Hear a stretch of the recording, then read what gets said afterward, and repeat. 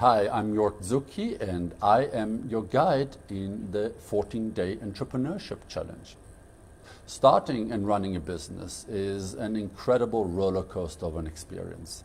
And sometimes in this juggling act that is managing all the components of your business, it is easy to forget your focus, to lose track of a direction, and to forget completely about the reason why you started this in the first place. This 14-day challenge is designed on my work supporting entrepreneurs around the world, as well as being an entrepreneur myself.